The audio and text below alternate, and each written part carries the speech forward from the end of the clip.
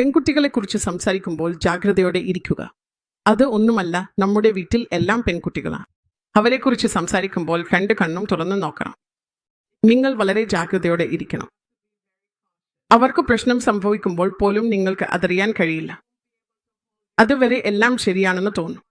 അവൻ പറയുന്നത് അതാണ്. പെൺകുട്ടികളെ വളർത്തുന്നതിൽ പിഴവ് വരുത്തിയാൽ കുടുംബത്തിന്റെ പേരിന് അപമാനം വരാം. അപ്പോൾ നിങ്ങൾക്ക് തല ഉയർത്തി നടക്കാൻ കഴിയില്ല. തല താഴ്ത്തി നടക്കേണ്ടി വരും. നിങ്ങൾ അത്രയും ജാഗ്രതയോടെ ഇരിക്കണം. ചെറിയ കുട്ടികളെ ശരിയായ വഴിയിൽ നടക്കാൻ പഠിപ്പിക്കണം. നല്ല കുട്ടി എങ്ങനെ നടക്കുമോ അതുപോലെ. കുട്ടി വളർന്നാൽ അവനെ സ്വതന്ത്രനാക്കണം. അവരാണ് അങ്ങനെ പറയുന്നത്. ദൈവവചനം എത്ര മഹത്തായതാണ്. ദൈവവചനം സത്യത്തിൽ അത്ഭുതകരമാണ്. ഒരാളുടെ അമ്മയെ അപമാനിക്കുകയോ അച്ഛനോട് കൈ ഉയർത്തുകയോ മാതാപിതാക്കളെ ഏതെങ്കിലും വിധത്തിൽ അവമതിക്കുകയോ ചെയ്യുന്നത് അത്യന്തം കുറ്റകരവും ക്ഷമിക്കാനാവാത്തതുമായ പ്രവൃത്തിയാണ്.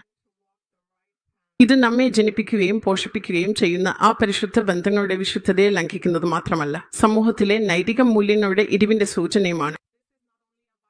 ഇത്തരത്തിലുള്ള പ്രവൃത്തികൾ ചെയ്യുന്ന ഒരാൾ തന്റെ മൂല്യങ്ങൾക്കും മാനുഷികതയ്ക്കും പിറകെ തിരിയുകയാണ്.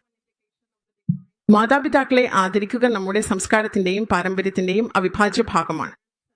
അവരെ ദുരുപയോഗം ചെയ്യുക, ശാരീരികമോ മാനസികമോ ആയ വേദന നൽകുക, അല്ലെങ്കിൽ അവരുടെ മനസ്സിന് ദുഃഖം ഉണ്ടാക്കുക, ഇവയൊക്കെയും ഗുരുതരമായ പാപങ്ങളുടെ വിഭാഗത്തിലേക്ക് വരുന്നു.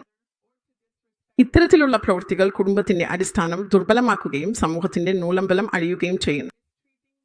നമ്മുടെ മാതാപിതാക്കൾക്ക് നാം എപ്പോഴും നന്ദിയുള്ളവരും ആദരവുള്ളവരുമായിരിക്കണം. കാരണം അവരുടെ അനുഗ്രഹങ്ങൾ നമ്മുടെ ജീവിതത്തിൽ സന്തോഷവും സമൃദ്ധിയും കൊണ്ടുവരുന്നു.